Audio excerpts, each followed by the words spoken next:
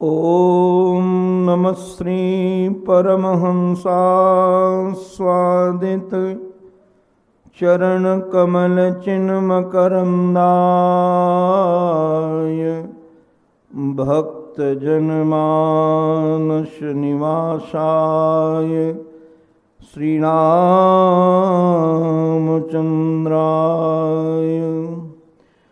विश्वसर्ग विसर्गादि नवलक्षणलक्षितं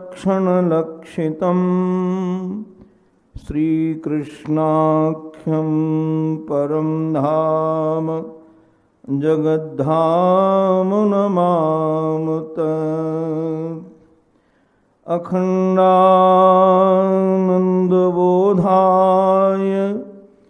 शिष्य संतापहारिणे सच्चिदानंदरूपाय तस्मै श्री गुरवे नमः। गुरुर्ब्रह्मा गुरुर्विष्णुः गुरुर्देवो महेश्वरः गुरुः साक्षात् परब्रह्म तस्मै श्री गुरवे नमः। तस्मै श्री गुरवे नमः। श्रीमन्नारायण नारायण नारायण श्री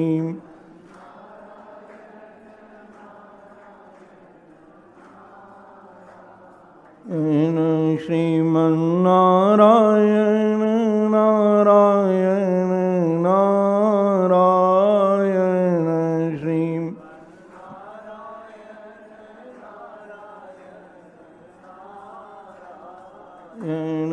लक्ष्मी नारायण नारायण नारायण लक्ष्मी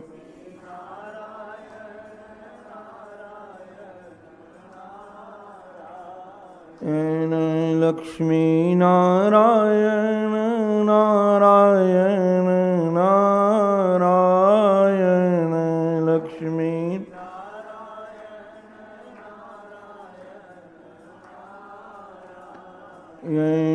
श्रीमन्नारायण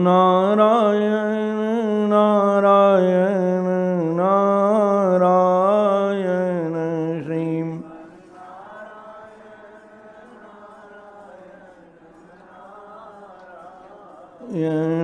सद्गुरु नारायण नारायण नारायण सद्गुरु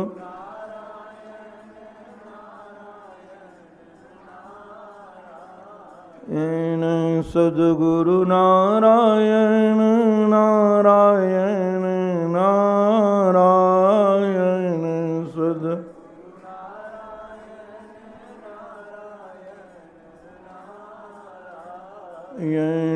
श्रीमन्नारायण नारायण नारायण श्रीमन्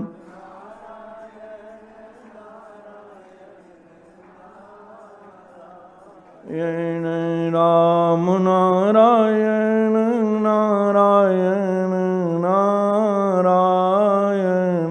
राम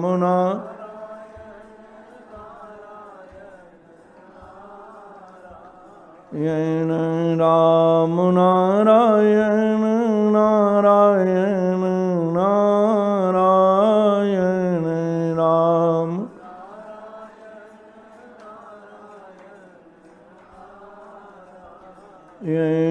कृष्ण नारायण नारायण नारायण कृष्ण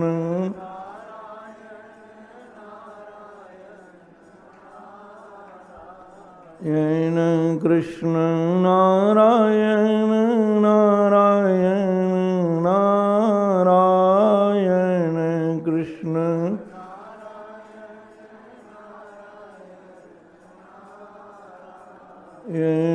श्रीमन्नारायण नारायण नारायण श्रीमन्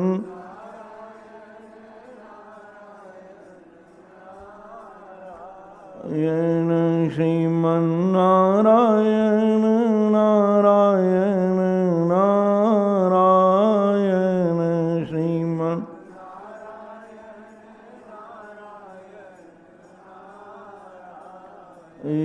बोलो भक्तवत्सल भगवान की, सद्गुरुदेव भगवान की, श्री वृंदावन विहारी लाल की जय। जय श्री राधे, जय जय श्री राधे, जय जय श्री राधे।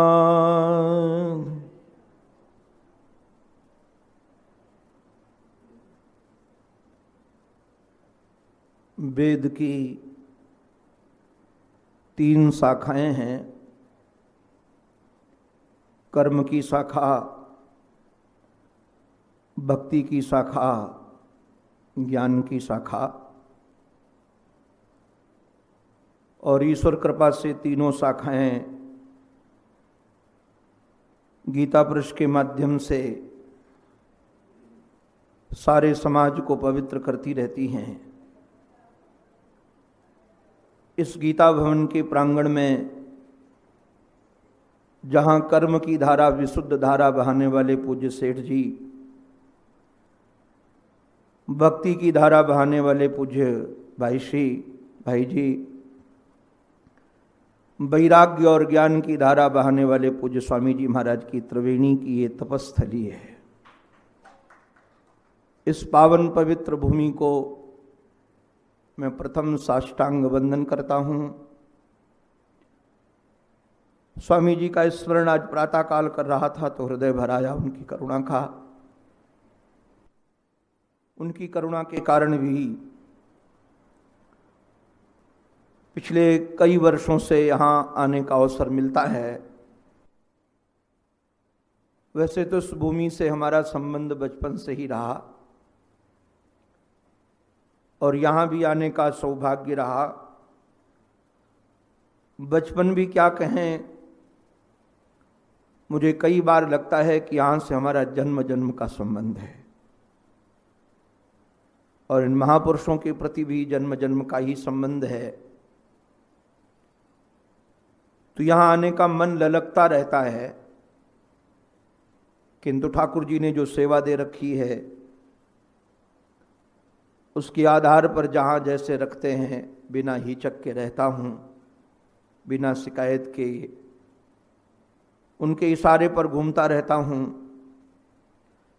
किंतु इस मौसम में जब साल में एक बार इधर आने का अवसर मिलता है तो ऐसा लगता है कि जैसे गाय चारा चरने के लिए गई हो और शाम को से भूख लगे तो वह बछड़े की ओर भागती है, स्थान की ओर भागती है, निवास ओर की ओर भागती है। ऐसे ही मेरा भी चित्त इधर भाग कर आना चाहता है। 1 वर्ष के बाद, वैसे तिथियों के आधार पर तो 1 वर्ष से ज़्यादा हो गया, इसी पावन पवित्र भूमि में एक पावन पवित्र प्रसंग के माध्यम से मैं आप सबके सन्मुख संपस्थित हुआ था। इस बार भी हमारे पूज्य ट्रस्टीगण और आप सबके संकल्प से निश्चित रूप से यहाँ निवास और सत्संग की चर्चा का अवसर मिला है। परमाराध्य श्री ठाकुर के श्री चरणों में वंदन करता हूँ।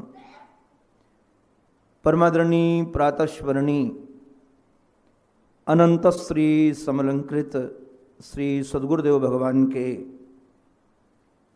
युगल पावन पवित्र चरणारविंदों में बारंबार वंदन। परमादरणीय पूज्य संत वृंद, पूज्य विद्वत वृंद, भगवत कथानुरागी भक्त वृंद एवं मातृशक्ति,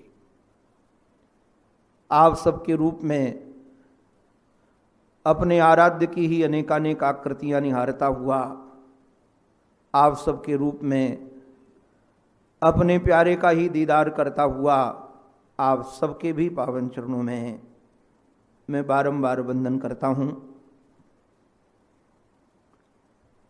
हमारे जीवन में चिंतन का बड़ा महात्म्य है। यदि हमारी वृत्ति जड़ का चिंतन करती रहती है तो निश्चित रूप से वह जड़ हो जाती है। संसार में जड़ की संख्या का अनुमान ज्ञान सबको है कि जड़ क्या क्या है, किंतु परमात्मा से जो अतिरिक्त है वो सब जड़ ही है। चाहे वह घर हो, चाहे वह परिवार हो, चाहे वह संपत्ति हो, चाहे वह आश्रम हो, आप लिस्ट में चाहे कितने का नाम अंकित कर दीजिए, ये सब जड़ श्रेणी में ही है। और व्यवहार जगत में रहते रहते हम लोगों का चित्त लगभग जड़ के ही चिंतन में बना रहता है। अगर संबंधियों के चिंतन में रहता है तब भी वो जड़ का चिंतन है, धन का चिंतन करता है तब भी वो जड़ का चिंतन है, मान प्रतिष्ठा का भी चिंतन करता है तो निश्चित रूप से वो जड़ का ही चिंतन है। और जड़ का चिंतन करते करते निश्चित रूप से हमारा चित्त भी जड़ बन गया है। और जड़ बन जाने के कारण भगवान की वाणी समझ में नहीं आती है, संतों की वाणी समझ में नहीं आती है, समझ में आ भी जाती है तो हम उस पर चल नहीं पाते हैं। कई बार संतों की वाणी, शास्त्रों की वाणी समझ में आती है, किंतु उसके बाद भी हम उस पथ के पथिक नहीं बन पाते हैं, उनकी आज्ञा नहीं मान पाते हैं, उसके आधार पर चल नहीं पाते हैं। तो निश्चित रूप से अपने चित्त को अब चैतन्य के चिंतन में लगाना पड़ेगा। और यदि चित्त चैतन्य के चिंतन में लगेगा तो निश्चित रूप से हमारा चित्त वह चैतन्य को धारण करने का सामर्थ्य रखने वाला बन जाएगा। हमारे संत कहते हैं, मूसा सिक्तम यथा ताम्रम तन्निभम दृश्यते यथा। जैसे कोई तांबे की मूर्ति हो, रांगे की मूर्ति हो, लाखे की मूर्ति हो, और उस मूर्ति में कोई दूसरा आकार बनाना हो, सोने की ही मूर्ति समझ लीजिए, किसी भी धातु की मूर्ति हो, और यदि उसमें दूसरा आकार बनाना होगा तो निश्चित रूप से उसको पिघलाना पड़ेगा। यस, वो पिघलेगा नहीं तो वह इसमें दूसरा आकार हम बना नहीं पाएंगे। तो संसार का चिंतन करते करते जो हमारा चित्त तदाकार हो गया है, जड़ हो गया है, अब इसमें परमात्मा की यदि छवि बैठालनी है तो निश्चित रूप से एक बार इस चित्त को द्रवीभूत करना पड़ेगा। यदि ये चित्त द्रवीभूत नहीं होता है, यदि ये चित्त पिघलता नहीं है एक बार, तो इसमें परमात्मा की आकृति बैठने वाली नहीं है। अब पिघलाया कैसे जाए? या चित्त निश्चित रूप से यदि धातु हो तो बाहर से अग्नि दे करके उसको दहका करके उसको पिघला दिया जाए। अब ये चित्त किसी धातु का तो बना नहीं है, ये तो केवल चिंतन कर करके जड़ हो गया है और उन्हीं के आकार का, मित्र का, दुश्मन का, धन का, मान प्रतिष्ठा का आकार धारण करके बैठा है। इसको पिघलाने के लिए परमात्म विरह चाहिए। जब तक विरहाग्नि हमारे चित्त में जगेगी नहीं तब तक ये चित्त पिघलेगा नहीं। हमारे महाराज जी तो कई बार कहते थे, कभी ऐसी हुक उठनी चाहिए कि यहीं कहूँ श्याम काहू कुंजन में फिरत हुई हैं, भुज भरी भेटिवे को ही उमगत है। कभी चित्त में हुक उठे कि यहीं कहीं श्याम किसी कुंज में होंगे, कहीं स्थान में होंगे और हम उनसे मिल जाएं। तो ये जो हुक है, ये जो विरह की भाव दशा है, यही विरह की भाव दशा हमारे चित्त को द्रवीभूत करेगी। किंतु ये हुक उठे कैसे? हुक उठाने के लिए भी कोई साधन चाहिए, कुछ वियोग का साधन हमारे जीवन में आए, तो निश्चित रूप से यदि हमारे जीवन में विरह का अनुभव नहीं होता है तो भगवान से विरह मांगना चाहिए। जो श्रीमद् भागवत महापुराण सुनते रहते हैं, अभी पूज्य स्वामी जी महाराज भी शायद, जितना मैंने सुना, वह कुंती स्तुति शायद सुना रहे हैं, क्योंकि जिस श्लोक को मैंने आते हुए सुना वो कुंती स्तुति का श्लोक है। तो आप भागवत गीता उपनिषद यहाँ सुनते रहते हैं।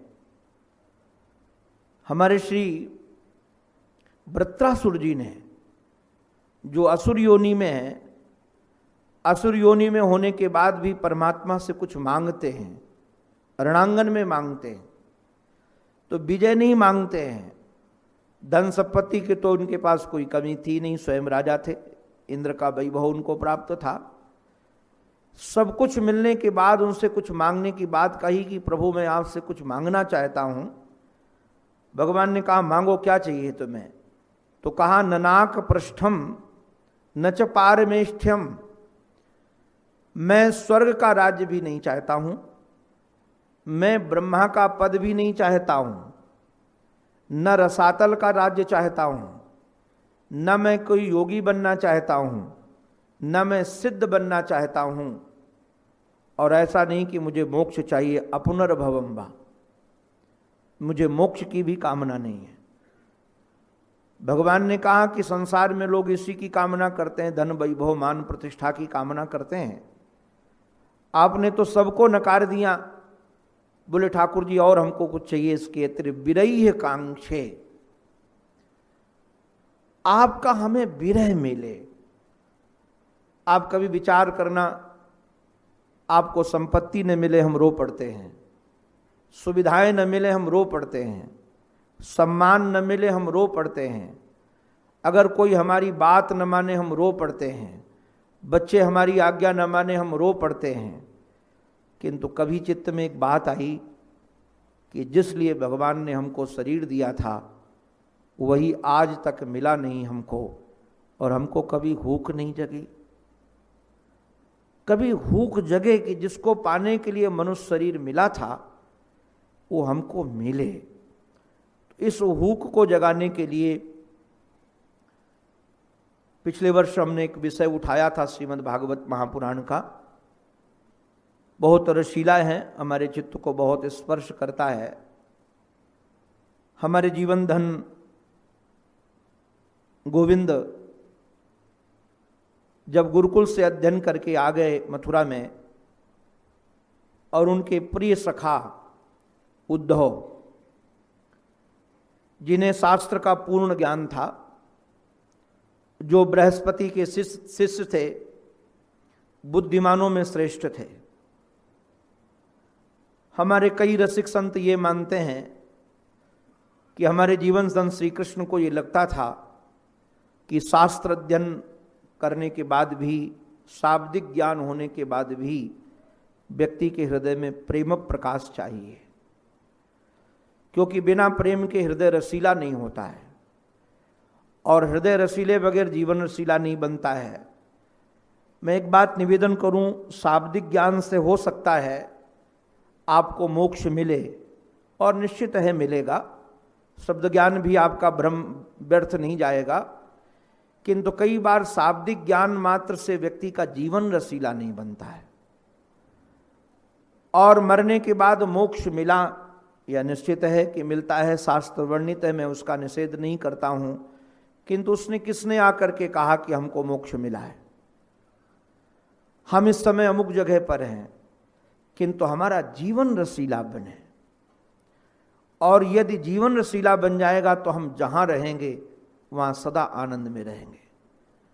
जीवन हमारा रसमय बने, जीवन हमारा मधुमय बने, और हमारे संपर्क में आने वाले भी रसीले बने। कई बार मैं देखता हूं सत्संग आदि करने वाले लोग इतने सूखे हो जाते हैं, शुष्क हो जाते हैं केवल शब्द ज्ञान के कारण, कि उनके पास लोग बैठना पसंद नहीं करते। तो हृदय सूखा नहीं बनाना है, हृदय रसीला बनाना है।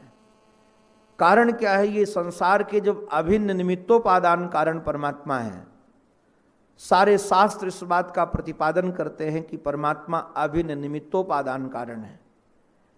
तो वही निमित्त कारण है और वही उपादान कारण है, तो निश्चित रूप से वही इस नाना रूपों में हमारे सामने विराजमान है।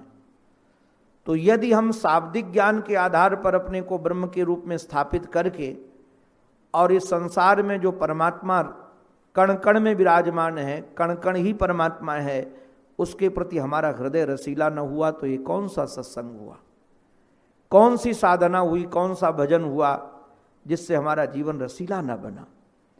तो जीवन हमारा रसीला बने, ऐसा रसीला बने कि हम तो स्वयं रस में डूबे रहें और हमारे आसपास आने वाले भी सब रस में डूब करके जाएं, सब आनंद में डूब करके जाएं।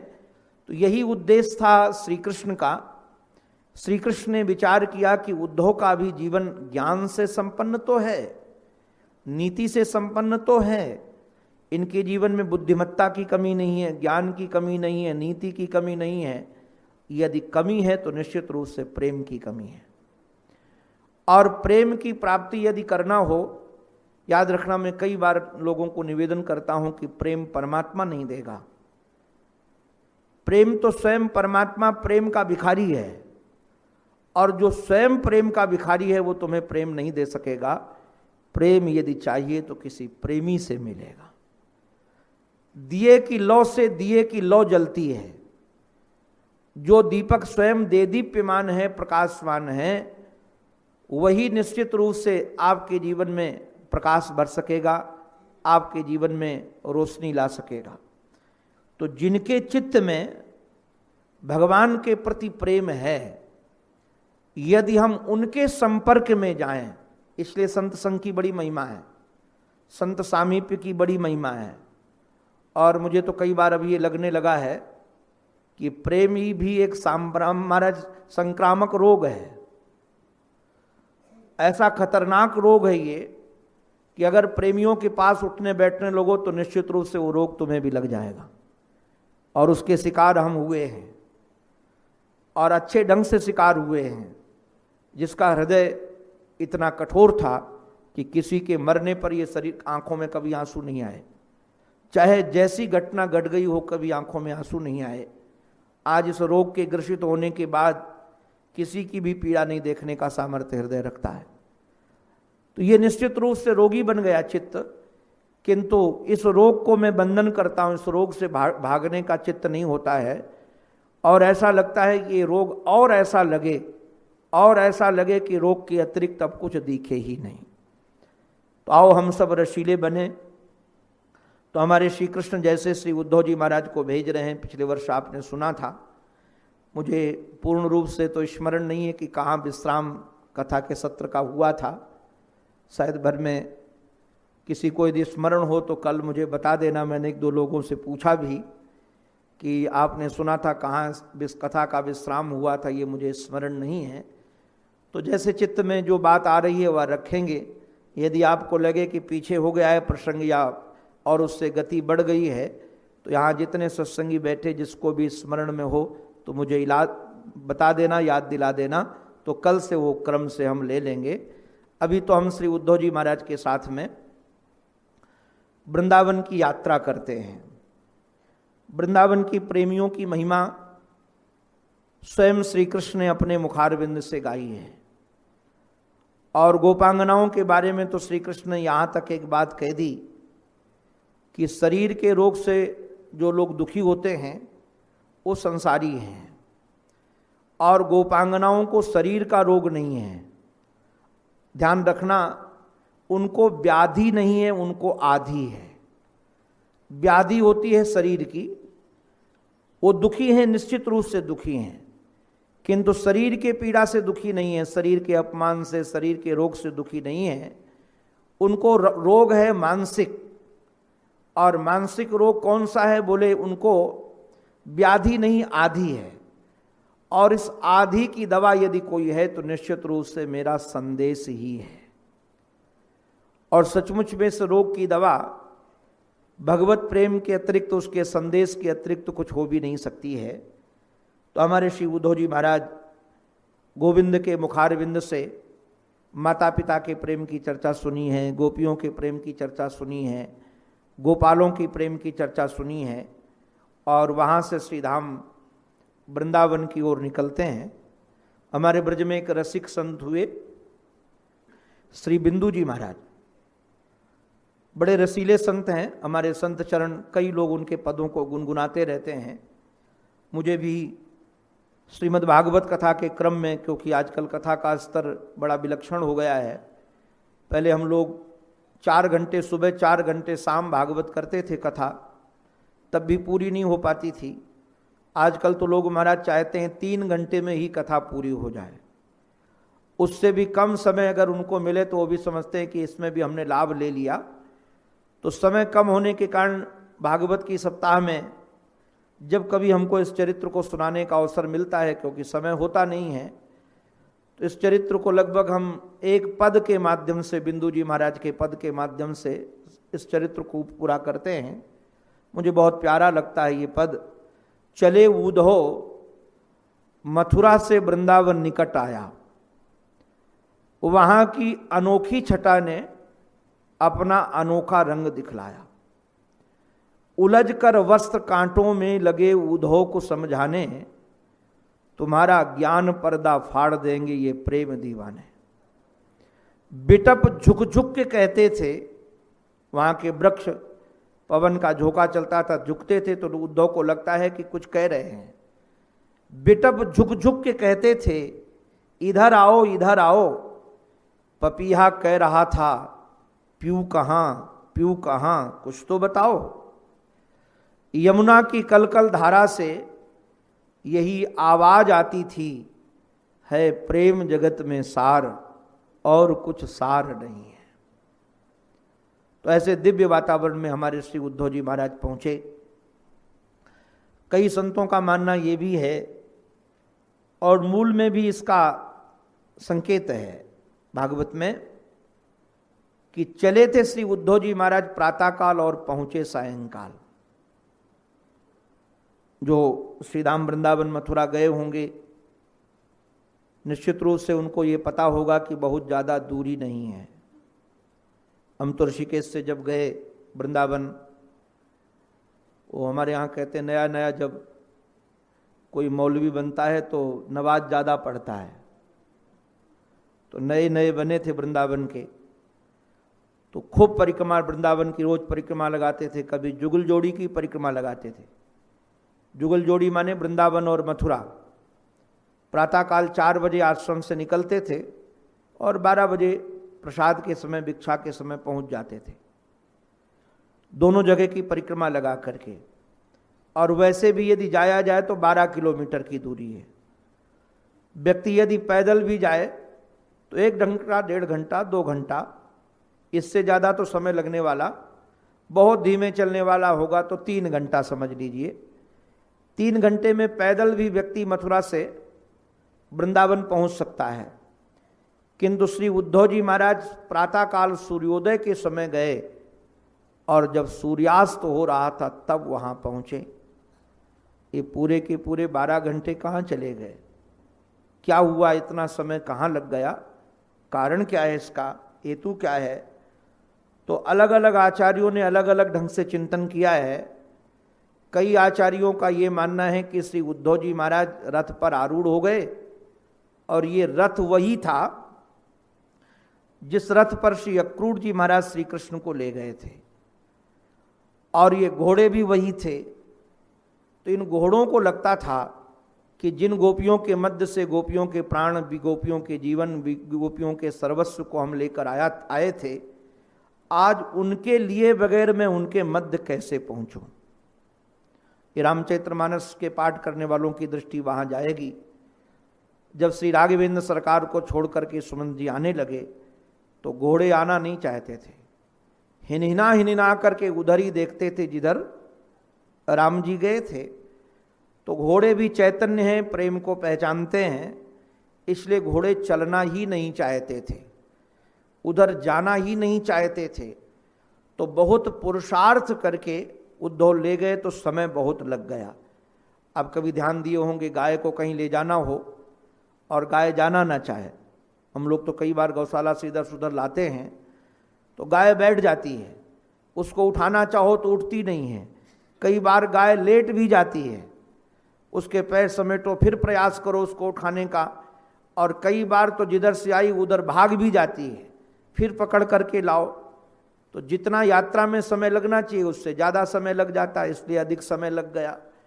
कई लोग कहते नहीं नहीं, श्री उद्धव जी महाराज को ऐसा लगता था, जहाँ तक श्री कृष्ण से उन्होंने सुना था कि वृंदावन के प्रेमी रस में डूबे हुए हैं, और यदि उनके मध्य में मैं दिन में पहुँच गया तो निश्चित रूप से बाबा और माँ तो भवन में मिलेंगे, और ये पहले लोग मिल जाएंगे, गोपियाँ पहले मिल जाएंगी, गोप पहले मिल जाएंगे, इनको मैं उत्तर दे दे करके परेशान होऊंगा। तो सबसे पहले श्री कृष्ण ने यदि माता पिता को संदेश दिया है तो हमको माता पिता के पास ही जाना है। इसलिए अंधेरा का लाभ लेकर के जब लोग अपने अपने कार्य में लगे थे, संध्या के समय कोई गोदोहन कर रहा था, कोई कुछ कर रहा था, कोई कुछ कर रहा था, उस समय सब लोग व्यस्त थे। उस समय रथ ले जा करके इन्होंने महाराज नंद बाबा के भवन के सामने रोका।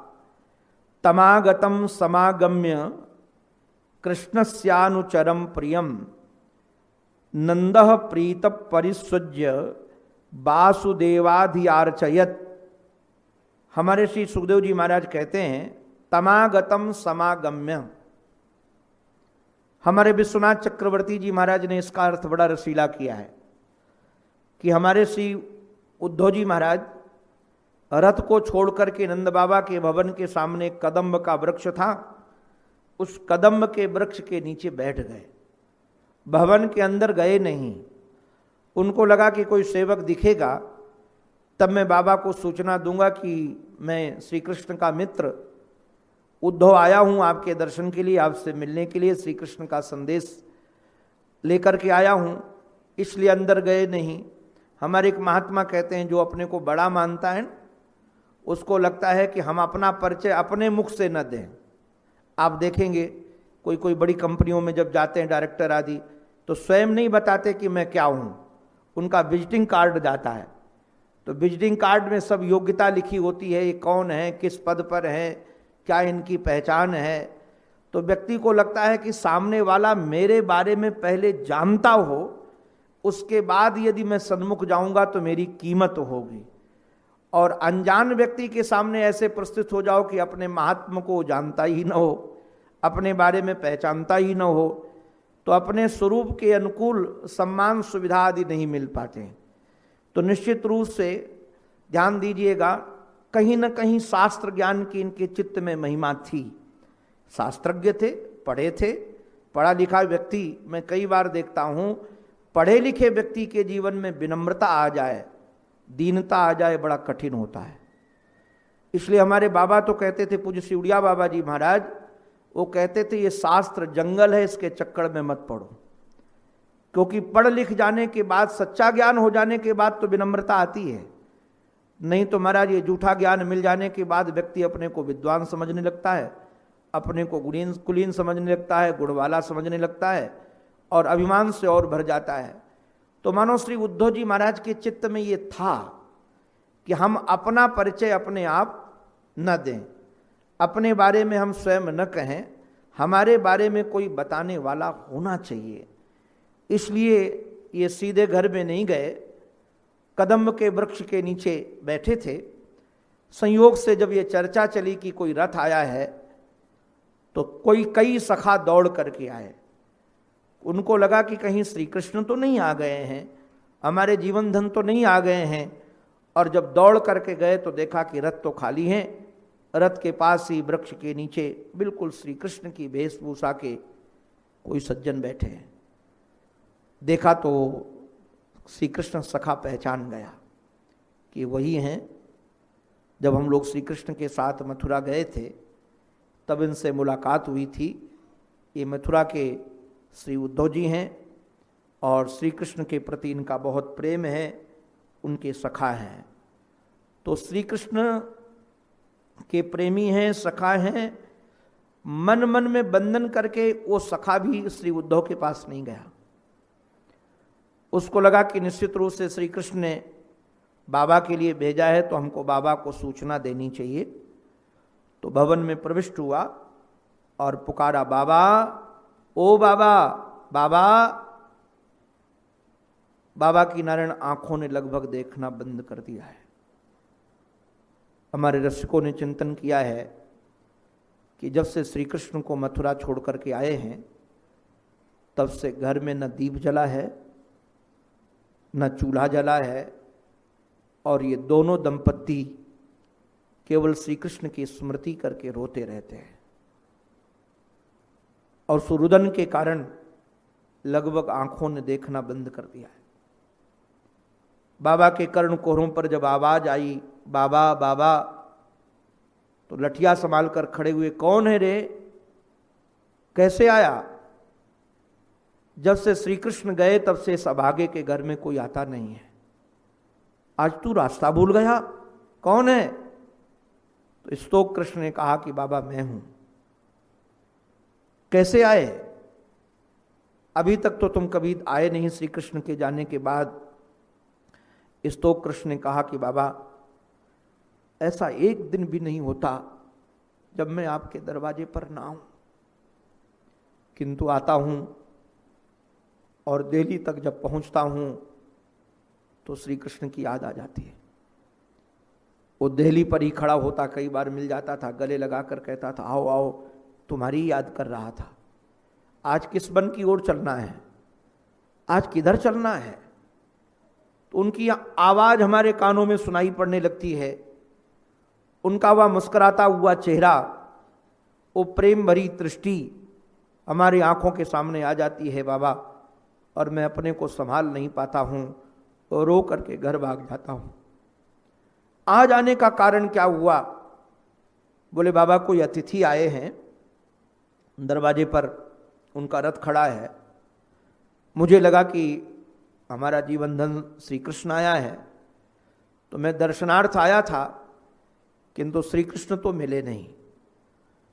बहुत पढ़े लिखे विद्वान हैं, मैंने सुना है उनके बारे में कि बृहस्पति से शिक्षा अध्ययन करके आए हैं और श्री कृष्ण के सखा हैं, नाम उनका उद्धव है। वो दरवाजे पर बैठे हैं, मैं सूचना देने आया हूं। तब बाबा लठिया संभालते हुए, तमागतम समागम्य कृष्णस्यानुचरम प्रियम। ये श्री उद्धव जी महाराज के बारे में जो बात है, एक तो श्री कृष्ण के अनुचर हैं और दूसरे श्री कृष्ण के प्रिय भी हैं। अनुचर होना एक अलग बात है।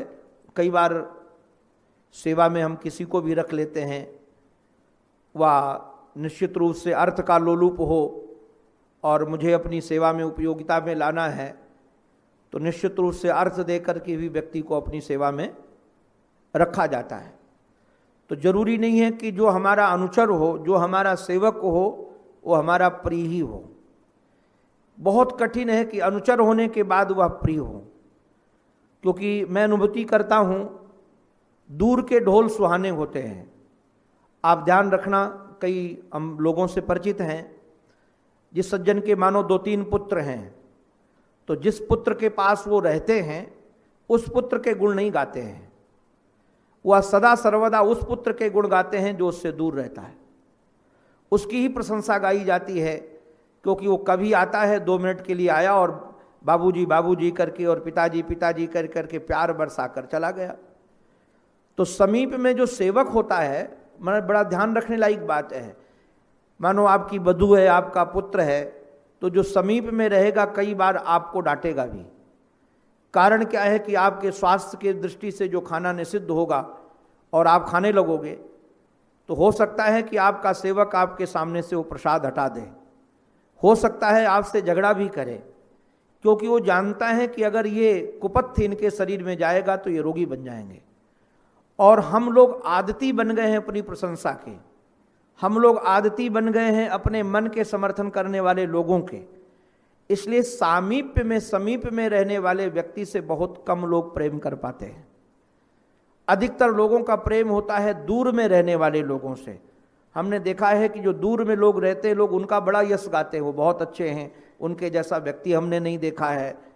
इसलिए श्री कृष्ण ने रास पंचाध्यायी में एक बात कही भी है कि जब गोपांगनाएं घर द्वार कुल परिवार छोड़ करके चली गईं और कहा कि हम आपका सान्निकट्य चाहती हैं, भगवान ने उनको धर्म का भी उपदेश दिया कि जाओ कैसा भी पति मिला हो उसी के साथ रहना चाहिए, तब भी वो गोपियां नहीं मानी। तो श्री कृष्ण ने कहा जिसके से प्रेम हो उसके समीप ज़्यादा नहीं रहना चाहिए, जाओ हमारा नाम जप लेना, जाओ हमारा कीर्तन कर लेना, जाओ हमारा स्मरण कर लेना, जाओ जब मैं दर्शन कर हमारा गोचारण करके आए तो हमारा दर्शन कर लेना। सामीप्य ठीक नहीं है, किंतु याद रखिएगा ये दोनों विशेषताएं हैं, स्वामी की भी विशेषता है और सेवक की भी विशेषता है। जो पास रहने वाले सेवक से स्वामी प्रेम कर बैठे, निश्चित रूप से सेवक में कोई विशेष गुण है, कोई विशेषता है, उस विशेषता के कारण समीप में रहने वाले व्यक्ति से प्रेम हो जाता है। तो ये श्री कृष्ण के अनुचर हैं, श्री कृष्ण के सेवक हैं और साथ साथ प्रियम, उनसे उनके प्रिय भी बहुत हैं। श्री कृष्ण इनको बहुत प्रेम करते हैं। स्वयं श्री कृष्ण ने कहा है उद्धव को कि जितना मैं तुमको चाहता हूं उतना अपनी आत्मा को भी नहीं चाहता हूं, और न उतना मैं शंकर को चाहता हूं न विष्णु को चाहता हूं। सबसे ज्यादा प्रेम की यदि कोई बात है तो कहा आप हमें अपने प्राणों से भी ज्यादा प्रिय हैं। तो ये उद्धव की विशेषता भी है, श्री कृष्ण की भी विशेषता भी है। तो निश्चित रूप से ये प्रीता की बात सुनकर के, अथवा नारायण आप जानते हैं व्यक्ति सबसे ज्यादा प्रेम किसको करता है? सबसे ज्यादा व्यक्ति प्रेम अपनी आत्मा को ही करता है। आत्मा से अतिरिक्त जो प्रेम कहीं भी लक्षित होता है वो भ्रम मात्र है, और वह केवल प्रेम आत्मा के सुख के कारण, आत्मा के आनंद के कारण, जहां से हमको सुख मिलता है वहां से प्रेम दिखने लगता है।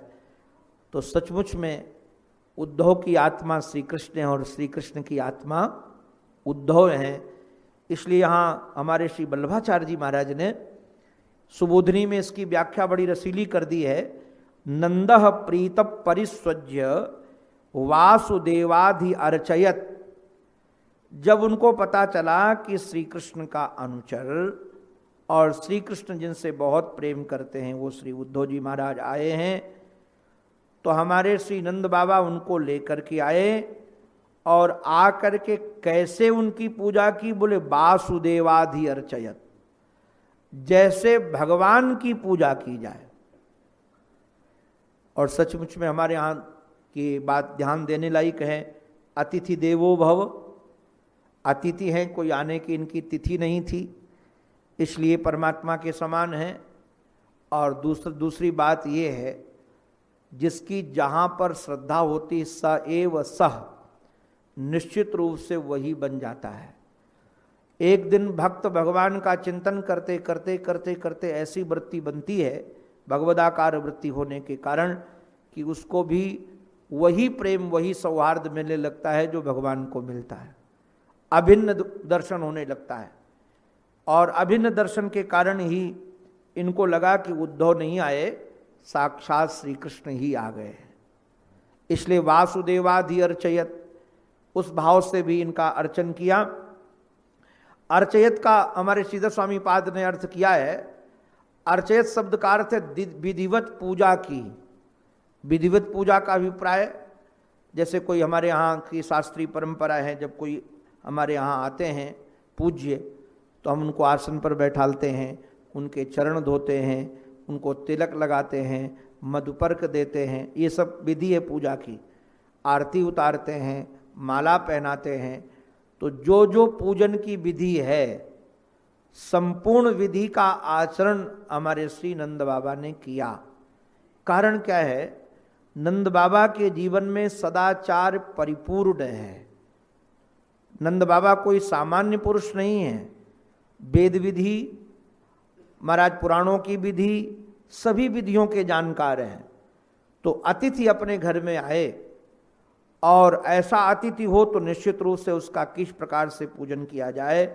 महाराज यहाँ तक भी हमारे रसिकों ने वर्णन किया है कि हमारे श्री नंद बाबा ने उद्धव जी महाराज को प्रणाम भी किया, सर रख करके प्रणाम किया।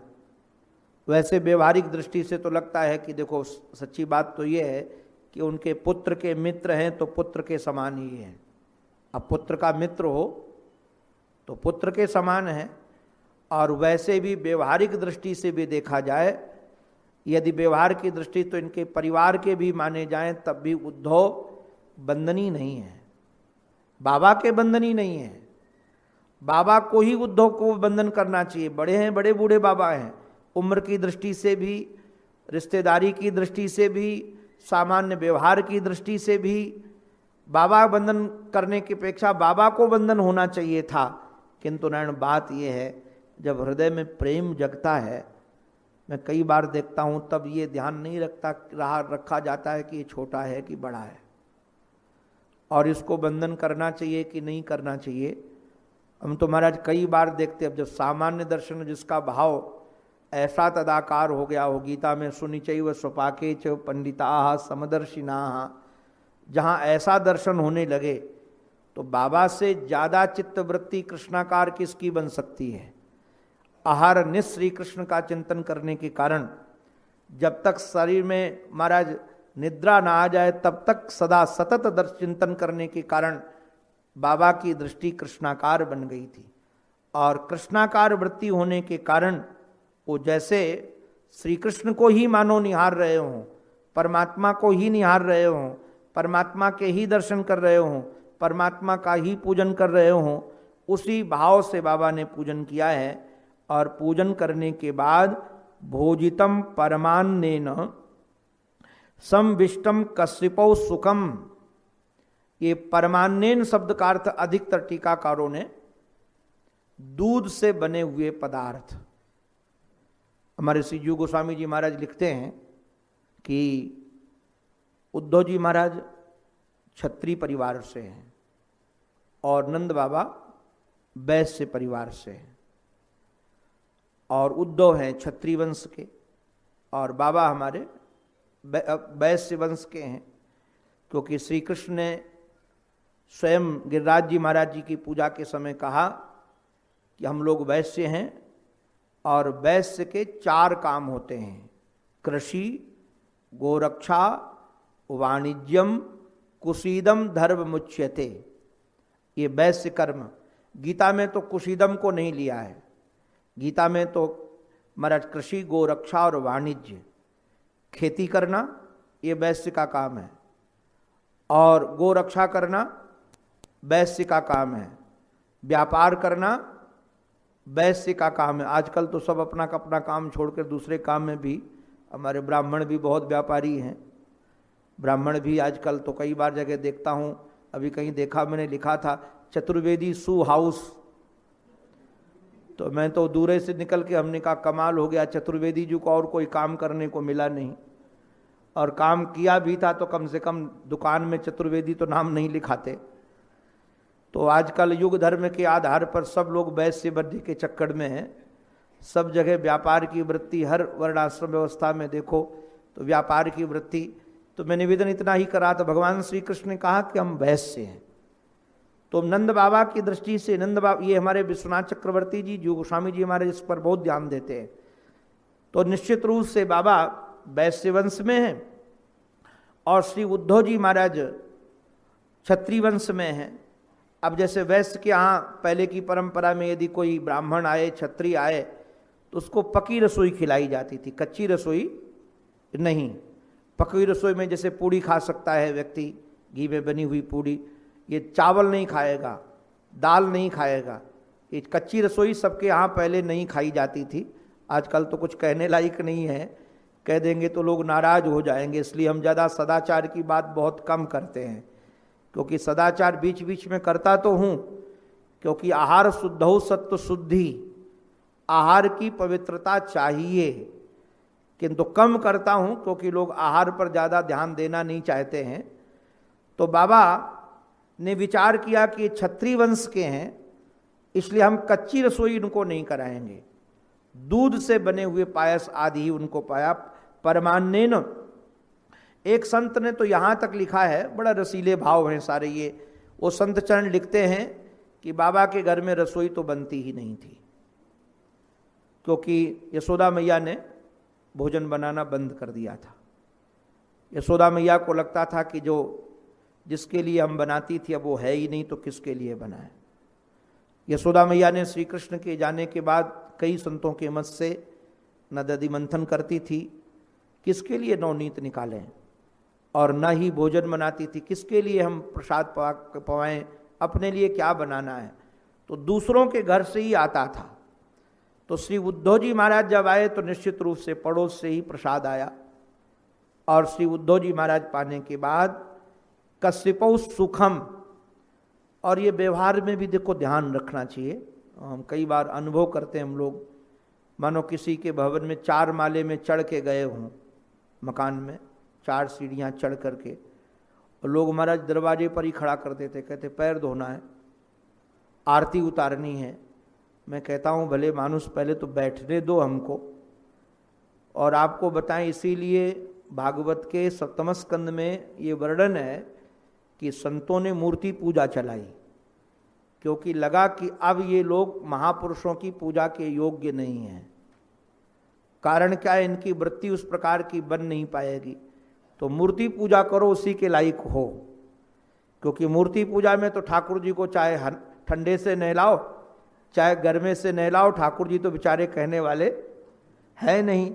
और चाहे उनको केला का भोग लगा दो, स्वयं महाराज कुछ भी खाते रहो, तो ठाकुर जी विरोध करने वाले है नहीं। किंतु जो महाराज महापुरुष हैं, अगर उनकी सेवा करनी हो तो यथा देवौ तथा गुरौ, ये नियम है। और कैसे करना, आत्मवत सेवा करनी चाहिए, जैसे अपने को अच्छा लगता है। ये देखा देखी सेवा नहीं। तो कभी कोई आपके घर में अतिथि आए और उनका स्वागत करना हो तो पहले उनको ले जाकर बिस्तर पर बैठालना चाहिए। थके आए हैं, बैठ जाने के बाद फिर शांति से बैठ जाएं।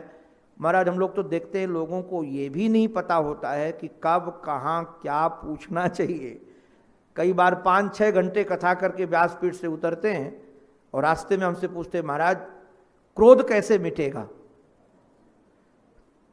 तो हमने कहा आप जैसे लोगों के प्रश्न पूछने से ही क्रोध मिटेगा, क्योंकि अभी हमको लवशंका का उत्तर देना है कि तुम्हारे प्रश्न का उत्तर दे। तो कहाँ कब कौन क्या बात पूछनी चाहिए ये भी ध्यान रखना चाहिए, और कहाँ कौन सी बात करनी चाहिए ये भी ध्यान रखना चाहिए। शास्त्र की मर्यादा तो ये है नारायण कि अगर किसी के बेटे का शरीर पूरा हो गया हो या पिता का शरीर पूरा हो गया हो और आप सूचना देने जाओ, और यदि वो व्यक्ति भोजन कर रहा है तो पहले उसको भोजन कर लेने दो, भोजन करने के बाद फिर सूचना दो। आप पहले यदि सूचना दे दोगे तो फिर वो भोजन कर पाएगा नहीं। प्रसाद का भी अपमान हुआ, और व्यवहारिक दृष्टि पर अब कितना समय कहाँ लगेगा, कैसे जाना होगा, तो कम से कम शरीर में भोजन पड़ा होगा तो उसका स्वास्थ्य की दृष्टि ठीक रहेगा। अब भोजन करने के लिए बैठे हो और उस समय कहने लगो कि आज तो हमने कायम चूर्ण खाया था और सुबह से मैं दौड़ रहा हूं, तो सामने वाला जो भोजन कर रहा है उसका तो स्वाद गया कि नहीं गया। भोजन के समय कैसी बात करनी है, कैसे क्या, ये शास्त्र विधि है। व्यवहार का भी ध्यान रखना चाहिए। कई बार हम लोग कहते हैं महाराज कि प्रेम में नेम नहीं रहता है, ऐसा नहीं है। प्रेमी व्यक्ति जितना ध्यान रख सकता है व्यवहार का, शायद कोई दूसरा ध्यान रख सके। प्रेमी का हृदय और रिजु हो जाता है और ध्यान देने लगता है कि हमारे प्रीतम को किसी प्रकार का कष्ट न हो। बाबा रस में डूबे हुए हैं और बिल्कुल महाराज विरह में डूबे हुए महापुरुष हैं। उनको भी श्री कृष्ण की सूचना सुनने की बहुत उत्सुकता है कि हमारा श्री कृष्ण गुरुकुल से आ गया है तो कैसे रहता है, क्या करता होगा। किंतु ऐसे नहीं कि आते ही न उनको विश्राम कराया, न भोजन दिया, न कोई स्वागत किया और पूछने लगे कि हमारा श्री कृष्ण कैसा है। ये व्यवहार बिल्कुल नहीं था। देखिए पहले भोजन कराने के बाद जब सुखद सैया में, हमारे श्री टीकाकार लिखते हैं सुखद सैया, ऐसी वैसी सैया नहीं जिसमें सुख मिले उनको सो करके, सुखपूर्वक जिसमें लेट सकें, ऐसे सुखद सैया में लिटाया। और लिटाने के बाद पाद संवाहनाद भी। कई टीकाकार तो ये लिखते हैं कि बाबा ने सेवकों को बुला करके पैर दबवाए, पाद संवाहनादि भी। और कई संत कहते नहीं नहीं, बाबा ने स्वयं पैर दबाए। क्यों भाई स्वयं पैर क्यों दबाए? आप लोगों ने कभी देखा ये वात्सल्य है, ये रस है, ऐसा रस है। आपने कभी देखा होगा, इसका तो अनुभव आप लोगों को होगा, कोई नाती पोता आपका छोटा सा बच्चा गोद में हो तो उसको पैर दबाते हैं तो तुरंत उसको नींद आ जाती कि नहीं? अगर बाबा अपने पोता का पैर दबा दे छोटे से तो कोई बाबा छोटे हो गए क्या? और श्री कृष्ण का तो महाराज स्नेह ऐसा था बाबा के प्रति, बाबा का उनका, तो अपने आप भी पैर दबाने से कोई छोटापन नहीं हुआ, इससे प्रेम की और वृद्धि ही हुई। बाबा ने पैर दबाया और अब पैर आदि दबाने के बाद में गतश्रमम, रास्ते का परिश्रम चला गया। ये विधि है, क्योंकि प्रश्न जब पूछा जाए तो निश्चित रूप से यदि आप थकित होंगे तो प्रश्न का उत्तर सही नहीं दे पाएंगे।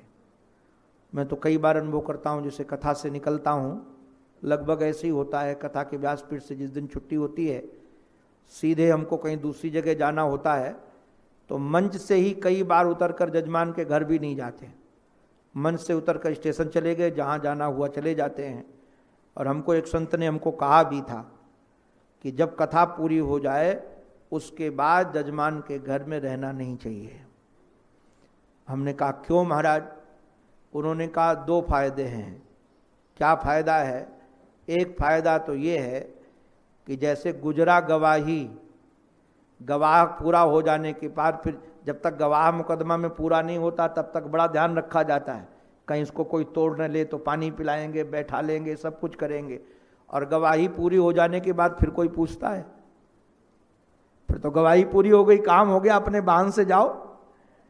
और ऐसे ही महाराज लौटा बराती, बारात का काम जब तक बारात का, तब तक तो उसका सम्मान होता है, तो अपनी तरफ से अच्छा है। और दूसरी तरफ ये भी है कि आयोजन पूरा हो जाने के बाद निश्चित रूप से थकान होती जजमान को, तो यदि मूल वहाँ हुआ वो निकल गया तो बोझा खाली हो जाता है। तो अपने राम तो तुरंत सोचते हैं कि व्यासपीठ के बाद, सब जगह ऐसे ही रखते हैं, व्यासपीठ के बाद पूरा हो जाने के बाद अपना निकलो। तो अब वो 5-6 घंटे की वो थकान होती है, मानो 4-5 घंटे दूर और जाना है, वो थकान है। उस समय यदि कोई हमसे कोई प्रश्न पूछने लगता है तो उस समय उत्तर देने का मन ही नहीं होता है, डांटने का मन कई बार होता है कि इस मूर्ख को पता नहीं है कि शरीर यंत्र थोड़ी है, 10 घंटे से मैं ये काम कर रहा हूँ, थका हुआ हूँ। इसलिए कभी प्रश्न पूछना भी हो तो देख लेना चाहिए कि श्रम गया कि नहीं गया, थकान गई कि नहीं गई, अभी हमारा प्रश्न का उत्तर देने लायक है कि नहीं। इसलिए गतश्रमम, जब श्रम चला गया और श्रम जाने के बाद बाबा ने इतने प्यार से पूछा है। महाराज जो पूछने की विधि आपको क्या कहें। हम बाबा पर बलिहार आज श्लोक देख रहे थे, सारी टीकाएं बैठकर सुबह। मैं तो सच कहूँ, जो इस प्रकार के आयोजन होते हैं, मैं उन लोगों को बहुत वंदन करता हूँ। वक्ता को डबल लाभ है। जब वो कथा करता है तब तक तो उसकी चित्तवृत्ति तदाकार होती ही होती है, भगवदाकार वृत्ति बनती ही बनती है, किंतु जितनी देर वो शास्त्र चिंतन करता है उस दिन उतनी देर भी उसकी वृत्ति तदाकार बनती है। इसलिए श्रोताओं को वंदन है कि उनकी कृपा से महाराज वक्ता कम से कम 8-10 घंटे दिन में भगवदाकार वृत्ति में जी ले, इससे बड़ी और बात क्या हो सकती है। तो हम तो सुबह भी शाम भी जब अवकाश मिलता है तो भागवत सप्ताह में तो उतना अनुशीलन करने का नहीं समय मिलता है, इसमें लगता है कि जितने अधिक से अधिक संतों का भाव देख सकें, रस ले सकें, तो वह रस लेते रहते हैं आप सब लोगों के अनुग्रह से। तो बाबा ने किस प्रकार से प्रश्न किए हैं, जो प्रश्न बहुत रसीले भी हैं, व्यवहारिक भी हैं और भाव से भरे हुए हैं। उन प्रश्नों को सुन करके हृदय द्रवीभूत हो जाता है। उन प्रश्नों की चर्चा अब हम कल करेंगे। एक क्रम 1 घंटे का रोज रहेगा, हम सब लोग इसका आनंद लेंगे। अंत में अपने आराध्य के पावन चरणों में हमारी यही प्रार्थना है, हमारी मति, हमारी रति, हमारी गति एकमात्र हमारे आराध्य के चरणों में बनी रहे। इसी प्रार्थना के साथ ये उनकी वाणी उन्हीं के पावन पवित्र चरणारविंदों में समर्पित। बोलो भक्तवत्सल भगवान की जय, सद्गुरुदेव भगवान की, श्री वृंदावन बिहारी लाल की जय। जय श्री राधे, जय जय श्री राधे, जय जय श्री राम।